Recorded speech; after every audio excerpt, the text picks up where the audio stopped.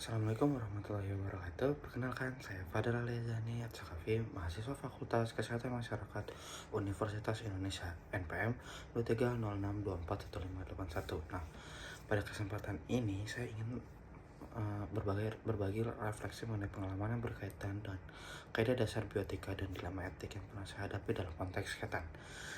Beberapa waktu yang lalu, saya ikut dalam sebuah program survei kesehatan yang ada di puskesmas di daerah rumah saya.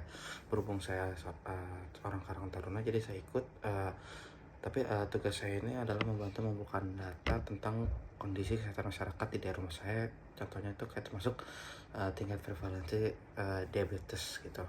Nah, saat ngedata itu ada kayak pria usianya itu kan dari 45 sampai 50 tahun, sekitar segitu saya menemukan kayak pemeriksaan sel gula darahnya itu menunjukkan angka yang sangat tinggi. Nah, itu kayak mengindeksasikan diabetes yang tidak terkontrol. Ketika saya mencoba memberikan edukasi mengenai pentingnya pemeriksaan lanjutan dan perawatan nih. Nah, ia menolak keras karena ia mengatakan bahwa pengobatan medis itu mahal dan lebih percaya kepada pengecekan obat-obat tradisional kayak yang udah lama ia gunakan. Terus kayak gitu tuh dilema muncul ketika saya mempertimbangkan apakah saya harus tetap mencatat hasil pemeriksaan ini ke dalam laporan survei atau untuk atau menghormati permintaannya untuk merahasiakannya gitu. Jadi kayak bapaknya bilang jangan tak kasih tahu siapa-siapa gitu. Nah, karena ia khawatir jika hasil yang diketahui keluarganya akan memakanya untuk berobat ke fasilitas kesehatan gitu. Nah, kayak gini nih pengalaman yang membuat saya berpikir mendalam tentang prinsip autonomi, benefit, non-maleficent, dan justice. Jadi kayak di suatu sisi penghormatan otonomi berarti membiarkan pria ini tuh tersebut membuat keputusan tentang kesehatannya sendiri, termasuk menolak pengobatan.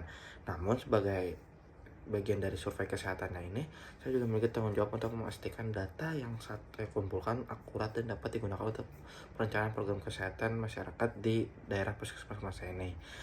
Terus dalam situasi ini saya juga mencoba menyeimbangkan kepentingan individu dengan kebutuhan masyarakatnya. Saya berusaha untuk mengedukasi tersebut tentang potensi dampak diabetesnya, terus pola makannya, obat-obatannya. Nah, itu sambil tetap menjaga kerahasiaan sesuai etika profesinya. Terus ada juga pengalaman, menurut saya ini pengalaman ini juga menjadi pelajaran penting bagi saya dalam menghadapi konflik antara hak individu dan kebutuhan populasi yang lebih luas ke depannya. Saya akan lebih mempersiapkan diri dengan mempelajari cara-cara komunikasi yang lebih persuasif dan empatik, karena menurut saya ini saya baru pertama kali turun untuk melihat prevalensi diabetes gitu. Karena untuk kedepannya saya merasa bukan diabetes saja yang akan saya prevalensikan, tapi dari stunting, obesitas, dan sebagainya gitu, khususnya dalam konteks yang melibatkan perbedaan kepercayaan dan preferensi gitu, karena yang kita hadapi adalah masyarakat gitu. Terus saya juga berencana untuk bekerja sama dengan kayak tim survei untuk mengembangkan protokol yang lebih baik untuk menghadapi situasi serupa kayak menekan angka diabetes itu sendiri. Terus misalnya memberikan informasi tambahan kepada partisipan kayak bapak yang tadi itu mengenai pentingnya data survei, sekaligus menjelaskan bagaimana kerahasiaan mereka akan dilindungi seperti itu.